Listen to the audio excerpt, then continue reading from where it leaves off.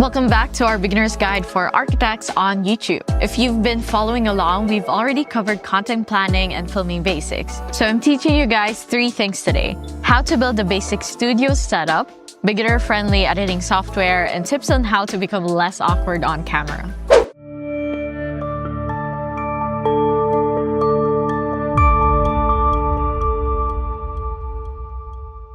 So a common misconception is you need expensive equipment to film high-quality videos. Today, even a phone can do the trick. It doesn't matter if you have an iPhone, a Samsung, a Google Pixel, whatever it may be, as long as you have that phone, just do the things that I'm going to tell you, okay? You know, tons of successful YouTube creators just use their phone. And with a little technique, you'll get amazing results too. This is how you do it. Always use the back camera. It has better quality than the front, and trust me, it makes a huge difference. But if you're ready to invest in a camera, I recommend starting with a vlogging camera like the Sony ZV-E10 or ZV-1. These are beginner-friendly, small, and compact, and deliver professional-looking footage every time, especially at $999. A lot of YouTubers highly recommend this cam, and David Choe has a full-blown video review on his channel and even said that it's the best video camera for creators. I highly recommend it, so there you go. They're also great if you're planning to take your channel out on locations for project showcases. If you want more flexibility in how your footage looks, try an interchangeable lens camera like Sony ZV-E10 and Canon R6. Both are great options and allows you to swap lenses, which is perfect for capturing the intricate details of your designs or on-site architecture. So there's a few things that help your videos look more professional even when using an iPhone. A stable shot is key to making your videos look polished. So invest in a tripod, and it doesn't have to be fancy or expensive, just anything lightweight and sturdy. If you're in a pinch, even a stack of books or a coffee cup can work as a temporary tripod. Now let's talk about sound. Good audio is almost more important than video quality. Viewers will forgive a slightly blurry image, but poor sound, not so much. So for close-up shots, a lapel mic is perfect, like this one. We personally use the Rode Wireless Me, and all you have to do is download the app, clip it on, and you're good to go. Another reason why we really like the Wireless Me is because the receiver can be connected to your phone or camera, or you can use it alone to capture your voice. It also has great battery life compared to other brands, and sometimes we do film content throughout the day, like we have content days, and this lasts the whole day. So it's perfect for long days of shooting and content creation.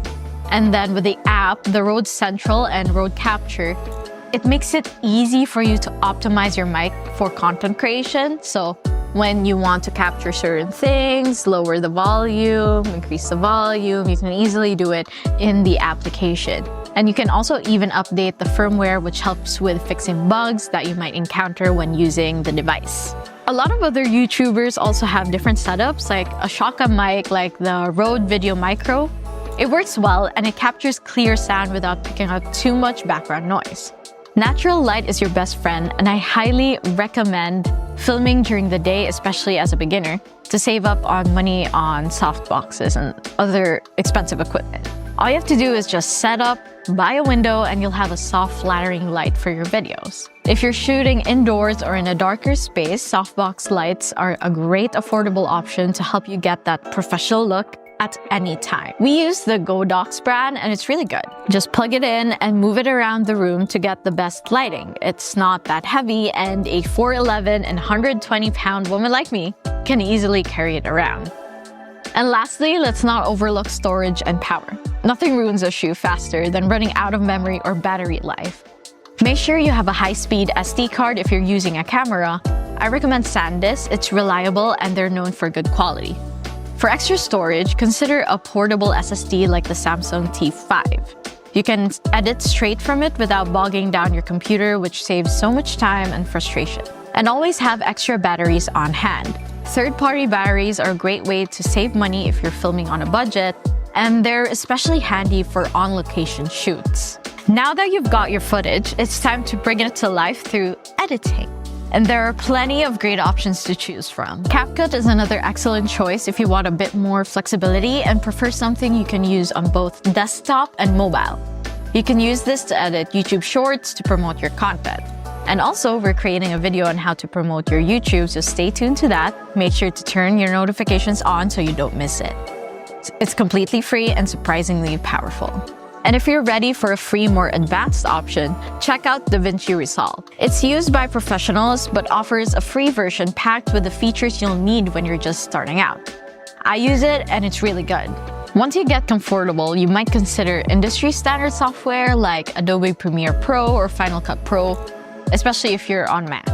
They both offer more advanced tools and effects that can really make your videos pop. But take your time. Start with the basics first before jumping into pro-level software. We're just giving you options, okay? Make your videos even more engaging. Consider using B-rolls. This can be extra footage of your projects, your workspace, or even cityscapes that add visual interest to your story. You can shoot B-roll yourself or use stock footage from libraries like Pexels, Cover, and Storyblocks. And don't forget about music and sound effects. Background music can add a nice vibe to your videos, and many editing programs come with built-in royalty-free music. But you can also find many options online.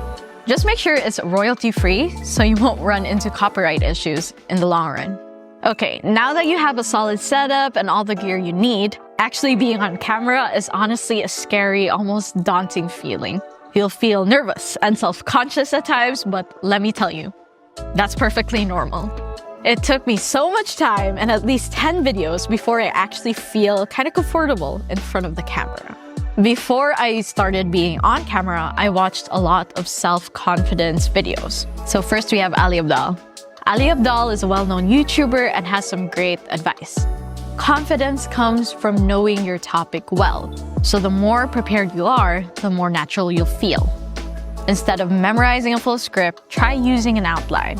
This keeps your thoughts organized, but also allows you to speak naturally. I also learned from Jessica Stansberry and Katie Steckley, two content creation experts who also recommend focusing on authenticity over perfection.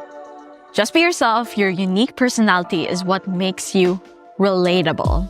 Show your passion for architecture because that enthusiasm is contagious. And here's a practical tip. Start small. Try making shorter videos at first and gradually work your way up to longer content. Each time you film, you'll notice yourself getting more and more comfortable. It's like a muscle. You build it with practice. All right, now it's time to put what you've learned into action. This is what I recommend you to do. Experiment with one of the free editing tools I mentioned and get familiar with the basics. Number 2, film a short intro video using your smartphone or a camera if you have one. Number 3, think about a recent project you're passionate about and consider sharing your insights in a short video. It doesn't have to be perfect. Just get started. And that's a wrap on planning your YouTube videos. So remember, building your channel is a journey and each video you make will help you improve. If you found this helpful, please hit subscribe. We'd love to support your YouTube journey. See you in the next episode. Bye!